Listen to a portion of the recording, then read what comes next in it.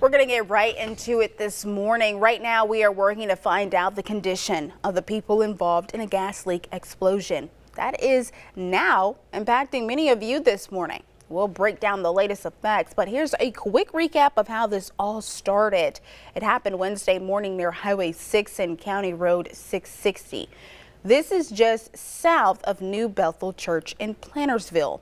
Right now, we know at least 2 people are hurt.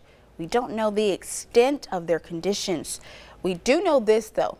Lee County Supervisor Barry Parker says workers in a hole tried to repair a gas leak when the explosion happened. He says the explosion blew off the workers' clothes. Medics rushed the victims to the hospital.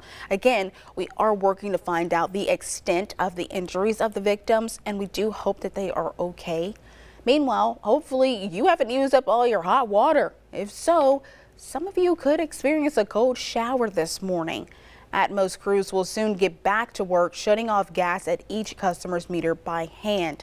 Crews will get back to work in just a few minutes at 6:30 this morning.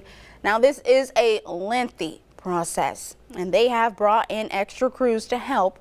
You will not have gas until the repairs and safety checks are done and safety technicians can restore and relight appliances. They add the area is safe and no evacuations are issued. But take a look at this map right here. This is just a rough outline of where the outages are happening. Atmos Energy says the outage extends as far south as Verona and Shannon, as far north as Guntown, and it even extends into Pontotoc County.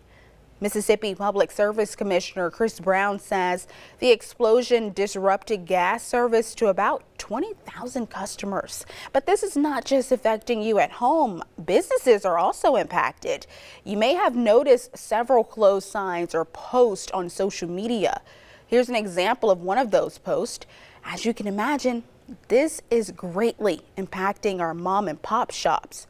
Several restaurants across the area had to close because of the outage.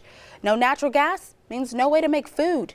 And these closures started midday Wednesday. So this impacted your lunch and eventually led into your dinner plans being possibly canceled. No word yet on when they will reopen.